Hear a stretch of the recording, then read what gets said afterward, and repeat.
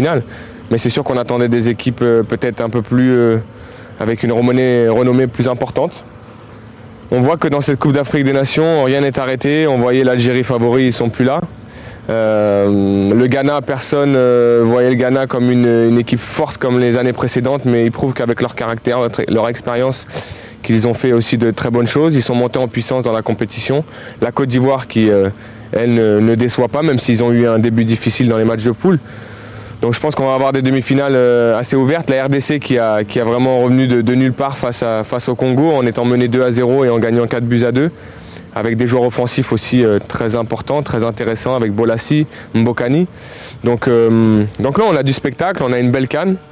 En termes d'organisation c'est aussi assez intéressant. Les pelouses sont plus ou moins bonnes sur les deux terrains que sont Bata et Malabo. Donc on a tout le charme du football africain et de la CAN. Habib, le Sénégal a été éliminé au premier tour après avoir fait de bons éliminatoires, après avoir gagné tous ses matchs amicaux. Est-ce que cette sortie du Sénégal au premier tour vous a surpris? Surpris, oui et non, parce que avant la compétition, tout le monde voyait le Ghana et l'Algérie comme les deux favoris de cette poule. On savait que le Sénégal avait le potentiel pour bousculer, pour gêner ces deux équipes. Ils l'ont fait face au Ghana. De fort belle manière en seconde période. Je pense que la première période a été très compliquée, mais ils ont su réagir. Ils l'emportent 2-1. Je pense que la contre-performance pour moi, elle est contre l'Afrique du Sud. Après avoir gagné ce premier match à la dernière minute, il faut absolument capitaliser, aller chercher ces 3 points qui les auraient mis dans un confort parfait face à l'Algérie. Le problème, c'est que quand vous jouez le favori entre guillemets de la compétition sur votre dernier match, on a joué un mondialiste, il ne faut pas l'oublier, avec des joueurs de grande qualité, même si nous aussi on en a, et qu'on n'a pas su gérer l'événement. Je pense en termes d'émotion, on n'a pas joué notre jeu comme il le fallait. On a été dominé dans les duels, ce qui est assez bizarre, puisque l'Algérie est une équipe technique qui d'habitude n'impose pas ce type de duel à son adversaire.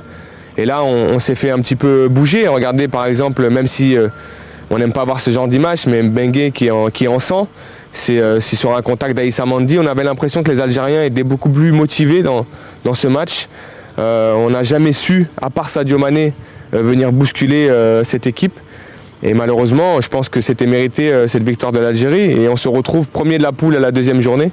Et malheureusement 3e à l'issue de la 3e journée. Donc je veux dire qu'on est surpris parce que à la 2e journée, on était premier du groupe et que la logique aurait voulu qu'on soit qualifié.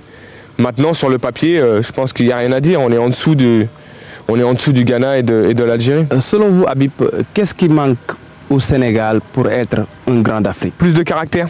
Je pense qu'il y a du talent dans cette équipe. Quand on voit un joueur comme Sadio Mané, il est titulaire dans son club en première ligue. Mame Biram Diouf également. On a des joueurs comme Moussa Sow. Derrière, on a trouvé un Karambodj qui a été pour moi très fort dans cette CAN. Il est clair qu'un grand club, en tout cas un très bon club, viendra le chercher.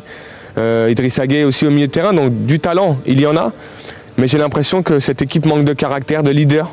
Ce que nous, on pouvait avoir dans nos générations avec des joueurs comme Aliou Cissé, Salif Diao, Kalilou Fadiga, Ferdinand Coly, Lamine Diatta. Alors oui, on avait également du talent, mais je trouve qu'à ce moment-là où nous, on a fait la différence, c'était sur le caractère.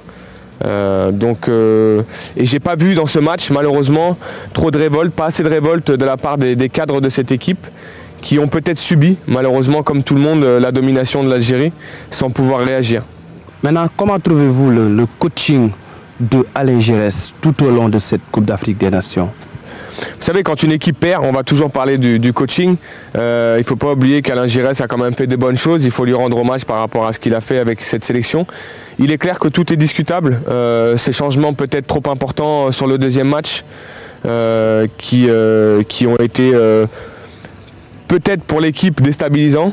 Mais après, sur le système de jeu, ça n'a pas fonctionné en première mi-temps sur un système à 3 face au Ghana. Il a rectifié. Et là, il faut lui tirer un coup de chapeau parce que c'est sa modification tactique qui fait que le Sénégal, en 2e période, est meilleur et surclasse le Ghana.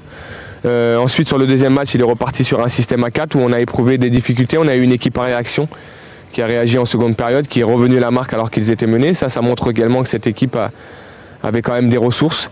Et puis sur ce 3e match, on repart sur un système à 3 avec une seule pointe et qui malheureusement quand on joue ce système, il faut absolument que l'un des trois centraux prenne des décisions parfois, s'il n'a pas de joueur au contact, de sortir dans ce milieu de terrain pour venir chercher également des joueurs algériens. Et malheureusement, on ne l'a pas vu. On a l'impression que ce système à 3 n'a pas été maîtrisé par les Lions. Mais tout est discutable. Je pense que système à 3 ou à 4 sur ce match-là, on a été de façon surclassé dans les duels, surclassé en termes de qualité technique. J'ai l'impression qu'on n'avait que Sadio Mané qui était capable d'illuminer le jeu sénégalais. Et malheureusement, ça n'est pas suffisant. Il faut d'autres arguments. Habib, les Sénégalais vous suivent avec beaucoup de fierté sur la chaîne Canal. Est-ce qu'on peut s'attendre à vous voir à l'avenir sur un banc de touche? C'est dans mes projets en tout cas à court terme de déjà passer mes diplômes, d'obtenir tous mes diplômes avant même d'avoir l'ambition de coacher qui que ce soit, n'importe quelle équipe. Vous savez, je pense que c'est important d'avoir une légitimité dans ce métier-là. Le métier de consultant m'amène à bien sûr décortiquer les tactiques adverses comme je l'ai fait avec le Sénégal. Je peux me tromper, je n'ai pas la science infuse, c'est qu'un avis encore une fois, parce que souvent prendre position, ça crée la polémique. Moi, je veux juste expliquer aux gens que je donne mon avis, celui que je ressens, mais ce n'est pas forcément le vôtre, l'avis d'autres personnes, et c'est ce qui est intéressant parce qu'il y a au moins, ça crée un débat. Habib Beye, merci infiniment, merci pour cet entretien exclusif, ça a été un plaisir de revenir avec vous sur l'actualité de cette Coupe d'Afrique des Nations. Merci à vous, en tout cas c'était un plaisir. Merci Koumba.